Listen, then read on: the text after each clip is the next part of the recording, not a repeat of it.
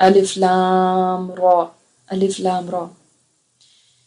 کتابٌ ایک کتاب ہے، انزلناہ نازل کیا ہم نے اس کو الیکا آپ کی طرف۔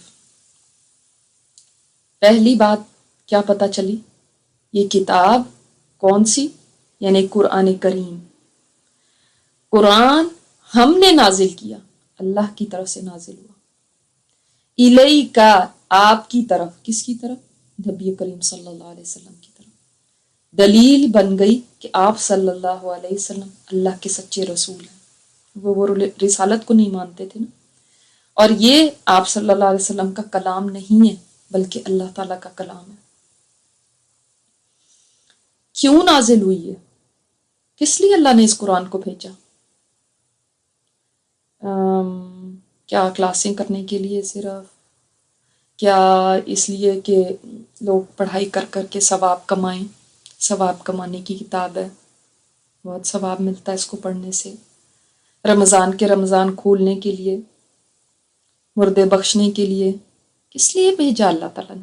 آپ کو بھی تو کچھ لگتا ہوا۔ آپ کیا سوچتے ہیں؟ اس آیت کو پڑھے بغیر بتائیں، کیا آپ سوچتے ہیں کہ قرآن کریم اللہ نے کیوں بھیجا؟ اور پھر اپنی سوچ سے پھر یہاں پہ دیکھیں کہ اللہ تعالیٰ کیا مقصد بتا رہے ہیں قرآن کریم کا، اور کیا واقعی ہم نے اس کا یہ مقصد سمجھا ہے یا ہم اس کا کوئی اور مقصد سمجھتے ہیں؟ ہر ایک کے ذہن میں کوئی نہ کوئی تو ذہن میں ہوگا نا کہ کیوں اللہ نے کتاب بھیجی، کہ کیا ضرورت تھی یہ بھیجنے کی۔ تو اللہ تعالیٰ نے فرمایا اس کا مقصد ہے لِتُخْرِجَ النَّاسَ، تاکہ تو نکالے لوگوں کو۔ کس چیز سے نکالے؟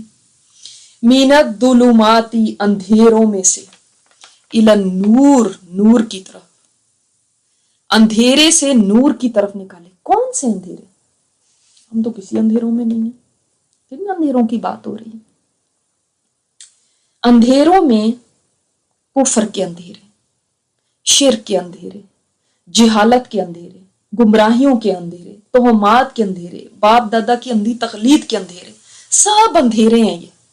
اور نور کیا ہے؟ نور ہے ایمان، نور ہے ہدایت، نور ہے علم، یہ سب نور ہے۔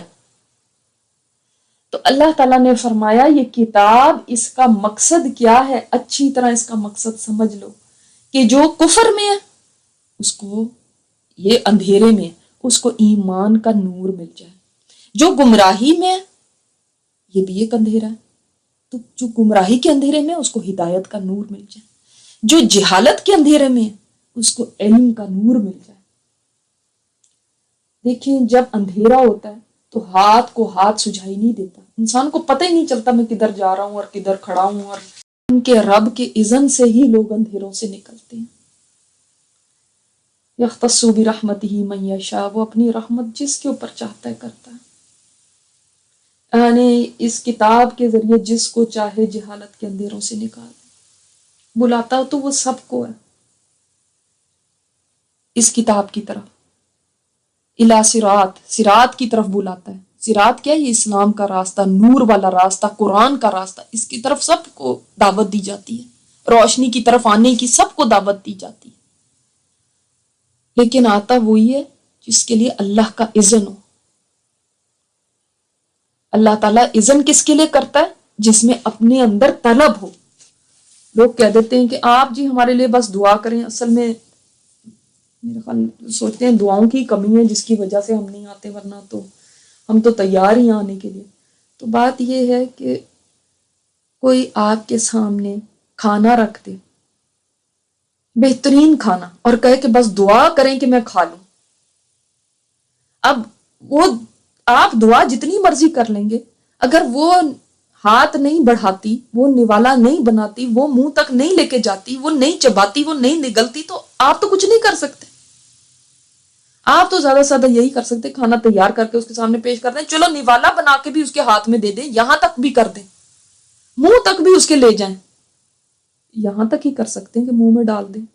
آگے تو اس کو خود ہی کام کرنا ہے نا، اور جو کہے کہ بس دعا کرتے جائیں، بس دعا کرتے جائیں، اور خود کے اندر کوئی طلب اور تڑپ ہی نہیں ہے، خود اور دنیا داریوں کے اندر لگے ہوئے، بس آپ کو یہ اچھا ماننا ہے کہ آپ کو اس پہ لگا دیا جائے کہ بس آپ دعا کریں۔